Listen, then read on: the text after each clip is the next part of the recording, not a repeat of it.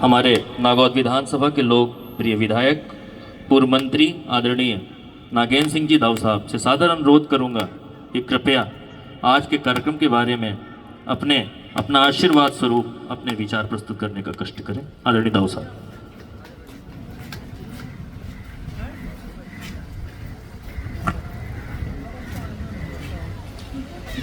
यहाँ पर उपस्थित सभी पूर्व खिलाड़ी और खेल प्रेमी नागरिक बंधु, ये संचालन कर्ता जब कभी भी परिचय कराते हैं तो एक शब्द अक्सर सुनने को आता है, वो कहते हैं कि लोकप्रिय विधायक। मैं महाराज साहब के बगल में बैठा हुआ था, उनसे पूछा था इनको कैसे पता चल गया मैं लोकप्रिय हूँ, तो उनका जवाब था कि क्यों आप जीत कैसे आप लोकप्रिय हो। बंधु हकीकत तो ये है कि मैं 7 बार जीता हूँ और एक बार भी बहुमत से मैं मतदाताओं के बहुमत से नहीं जीता हूँ। ये एक प्रजातंत्र की एक बड़ी विडंबना है। कभी 40% वोट मिले तो 60% विरोध में थे, कभी 35% मिले तो 65% विरोध में थे। अभी पिछले चुनाव में मैं चुनाव जीत गया, मुझे सिर्फ 70,000 वोट मिले थे, मेरे विरोध में 1 लाख वोट पड़े थे। ये एक प्रजातंत्र की एक विशेषता है यहाँ पर, लेकिन ये सही आंकड़ा नहीं है। मैं 100% लोकप्रिय नहीं हूँ और ये बात बंधु एक खिलाड़ी ही कह सकता है, एक नेता नहीं कह सकता। खिलाड़ी को जीत के समय और हार के समय में समान बिल्कुल रहता है। जब कभी भी जो खिलाड़ी होंगे वो जानते हैं कि जब हम खेलते हैं तो उत्साह के साथ खेलते हैं और जीत जाते हैं तो खुशी होती है, और हार जाते हैं तो हम प्रशंसा करते हैं अपने प्रतिद्वंदियों की कि तुमने बहुत अच्छा खेला। अभी एक जो मैच हो रहा है इंग्लैंड में, तो मैंने देखा कि डेकेट है ना,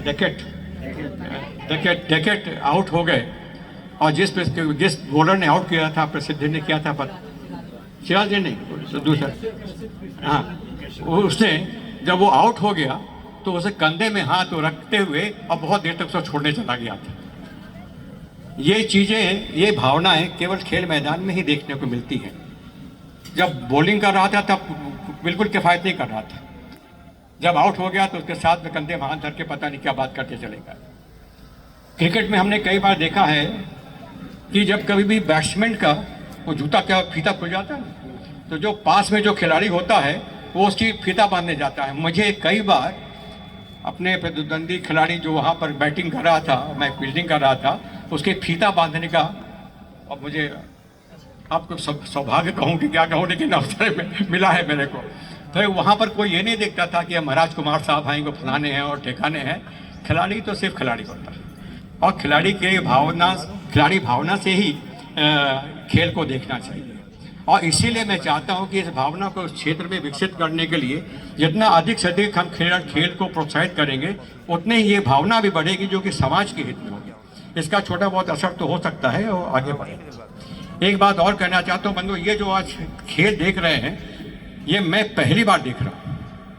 हमारा देश पर सारा विश्व आधुनिक हो रहा है, हमारा देश भी आधुनिक हो रहा है, खेल भी आधुनिक होते जा रहे हैं।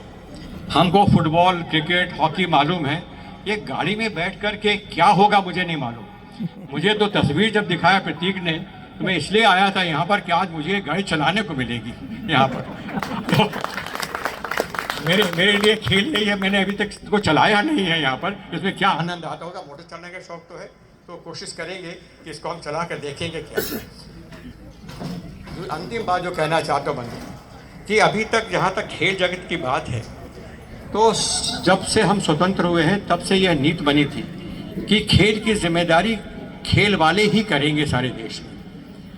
और इसलिए जो कभी कभी शिकायतें होती हैं कि साहब खेल की व्यवस्था ठीक नहीं है, ज़्यादा वो नहीं है, तो सरकार का हस्तक्षेप इसमें बहुत कम था। यहाँ पर केवल एक डिपार्टमेंट था, थोड़ा बहुत मैदान बनाना है और कुछ स्टेडियम बनाना, उसके लिए राशि दे दिया जाते थे। लेकिन जो खेल के एसोसिएशंस हैं वो अपने खेल की सारी व्यवस्था देखते थे। अभी भी लगभग वही व्यवस्था है, लेकिन अब देखने में आ रहा है कि सरकार इंफ्रास्ट्रक्चर, खेल के इंफ्रास्ट्रक्चर में खर्च करने की काफ़ी कोशिश कर रही है। केंद्र सरकार भी कर रही है, युवा भारत क्या है वहाँ पर नारा है वो, और हमारे प्रदेश में भी तो राशि मिल रही है। लेकिन इस खेल को मैंने पहले कभी नहीं देखा है, आज देखेंगे पहली बार। और अगर हो सकता है कि बहुत लोकप्रिय हो जाए, लेकिन इतनी बड़ी गाड़ी खरीद के तो नहीं चलानी पड़ेगी, तो मिला करेगी, क्योंकि खरीद के कहाँ चलाने मिलेगा। एक बार हमारे पुत्र साहब भी हमको ले गए एक जगह खिलाने के लिए, वो क्या स्केटिंग था क्या, हाँ स्केट बोर्डिंग। अब स्केट बोर्डिंग कभी सुना है आप लोगों ने किसी ने? वहाँ पर मैं देखा है कहीं पर, वो ओलंपिक में भी शामिल हो गया है। अभी ये खेल तो ओलंपिक में शामिल नहीं हुआ, अभी ओलंपिक में इसमें हम नहीं जा सकते, ऐसे मनोरंजन के लिए है, लेकिन स्वास्थ्यवर्धक जरूर है। एक बात मैं अंत में अपनी बात कह के समाप्त करना चाहता हूँ बंधु, हम सब शास्त्रों को बहुत पढ़ते हैं, और लेकिन शास्त्रों में जो उपदेश हमको मिला उसका हम शायद पालन नहीं करते हैं। शास्त्रों में अगर आप अध्ययन करेंगे तो उसमें लिखा है कि हमको एक अपनी दिनचर्या बनानी चाहिए और एक अपना जीवनचर्या बनाना चाहिए। जीवनचर्या तो हम सबको मालूम है कि हमको एक ब्रह्मचर्य के समय निकालना है, गृहस्थ का है, फिर वैराग्य का है, फिर संन्यास का है। लेकिन हम सब इसके बारे में जानते हैं, पहले 25 वर्ष, फिर 50 वर्ष, फिर 75 वर्ष के बाद संन्यास। लेकिन संन्यास तक तो कोई छोड़ता ही नहीं है, वहाँ पर है। सब अपने अपने काम में, व्यवस्था में, व्यवसाय में लगे रहते हैं। अगर हम उसका पालन करने लगे तो हम सब जगह अपना कुछ न कुछ योगदान दे देंगे यहाँ पर। और दिनचर्या के बारे में अभी आप लोग जब जाएंगे यहाँ घर से, कृपया 5 मिनट बैठ के सोचिएगा कि सुबह आप कितने बजे उठते हैं और दिन भर क्या करते हैं। स्वास्थ्य के लिए आप अपना क्या करते हैं, बहुत से लोग करते हैं, टहलते होते हैं। स्वास्थ्य के लिए क्या करते हैं, और खेल के लिए आप कितना समय लगाते हैं, और अपने परिवार के जो लोग हैं, बच्चे हैं, उनको कितना प्रोत्साहित करते हैं खेल के लिए। अगर ये सब बच्चे खेल के मैदान में खेलना चालू कर दें तो जो समाज के अंदर देखने को मिलता है हुड़दंगी, वो हुड़दंगी कम होना हो जाए, वहाँ पर बहुत बड़ी सफलता मिल सकती है। लेकिन यदि उसको हम पालन करें, और जहाँ ये परिसर जो मिले, मैं प्रतीक की विशेष रूप से उनको धन्यवाद भी देना चाहता हूँ कि उन्होंने यहाँ पर, भाई पैसा खर्च करना कहीं भी कर सकते थे, आप दिल्ली में बना सकते थे, लेकिन आपने ये निश्चय किया कि आप नागौर में बनाएंगे। ये आज तक तो मैंने नहीं सुना है कि हमारे विंध्य क्षेत्र में कहीं भी इस प्रकार की व्यवस्था है।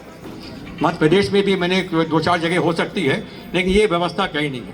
तो ये हमारे लिए एक बहुत बड़ा प्लस पॉइंट है कि हम बड़े शान के साथ कह सकते हैं कि हमारे यहाँ पर नागौर जैसी छोटी सी जगह में इस प्रकार की सुविधा जन सहयोग से, तो हम अपना भी योगदान ले, उसमें हाथ जोड़ लेंगे, करेंगे आप, लेकिन जन सहयोग से हमारे यहाँ पर इसकी व्यवस्था हुई है। मैं आपको बहुत बहुत बधाई देना चाहता हूँ। आपने नागौर क्षेत्र में बहुत बड़ा उपकार किया है, और इससे प्रेरणा लेकर के शायद लाला भैया हमारे सांसद जी को प्रेरित करें, तो वो प्रेरित करके और जगह करें। देखिए, खेल जितना विस्तार होगा उतना फायदा होगा।